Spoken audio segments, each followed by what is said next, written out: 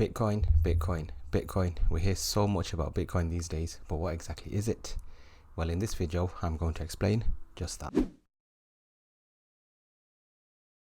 Bitcoin is a digital currency which aims to revolutionize the current financial system. Many of you may think that the current way of paying for things online is good because it works. And if it isn't broke, it doesn't need to be fixed, right?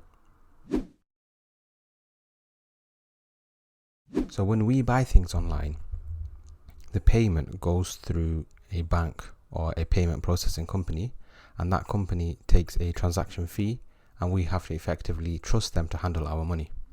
Not only does that make it more expensive for us, it's also a potential security risk because now a third party, another company, the bank or the payment processing company, has our details too.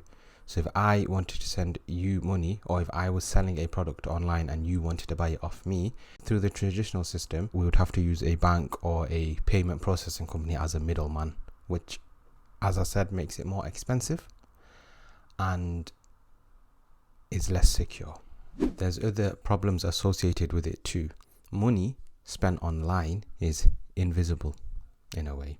So how do you actually prove that you are the one that made the payment unless the bank or the payment processing company verifies that for you?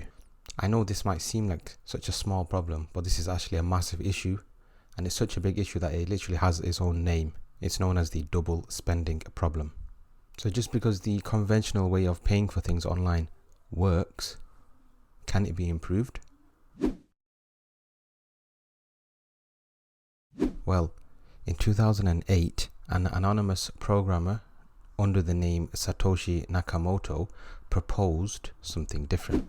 By the way, if you are liking this video, please don't forget to like it and to subscribe to the channel for more videos on personal finance, financial education and making money online. They proposed a way to solve these problems through a decentralized currency known as Bitcoin. It stated that instead of a bank or a processing company storing every single transaction in a single centralized ledger, which you or me don't have access to, by the way, why not simply just let all users record all transactions at the same time in a transparent way? So instead of having a middleman forcing a transaction fee and controlling the flow of payments, this decentralized system makes spending money cheaper, quicker and easier, both locally and internationally. Many people in the world don't actually have banks and they're known as unbanked people. But with Bitcoin, they can still send and receive payments online. So this system allowed people to make electronic payments to each other directly in what's known as a peer-to-peer system.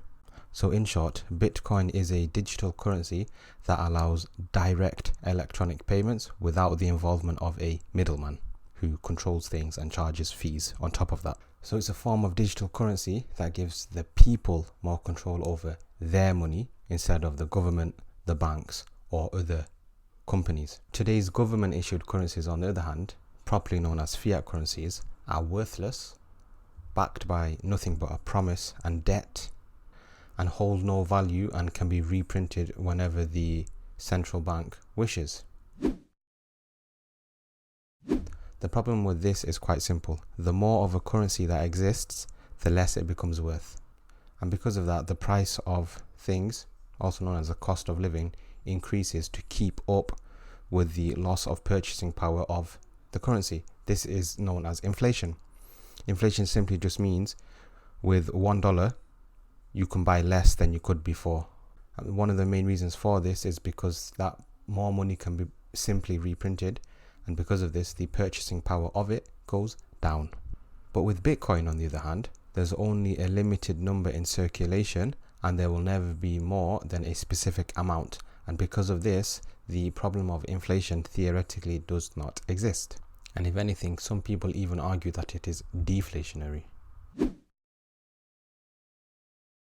Think of Bitcoin like the internet. Before the internet, you could only access news and information from centralized sources like newspapers and the TV.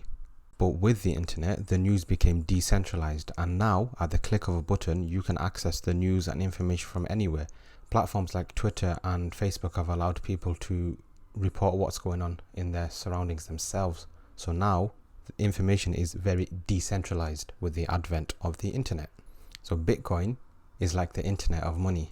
Previously, making digital payments had to be done in a very centralized way. The whole flow of payments was controlled by another company, and there was a whole range of other factors involved too, including things like transaction fees.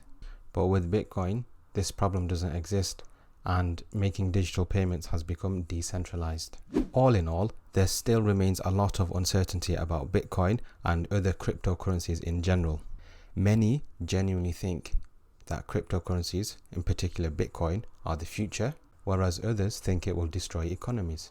Nonetheless, without Bitcoin, it was not really possible to make electronic payments without third-party involvement, which was often slow and expensive, if it was even possible at all. Many agree that if we could get Bitcoin or something like it to work and be accepted and effectively cut out the middlemen, then the world economy could be transformed for the better.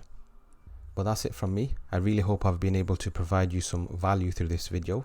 If you've enjoyed it and want to see more videos on financial education and making money online, please consider liking this video and subscribing to the channel.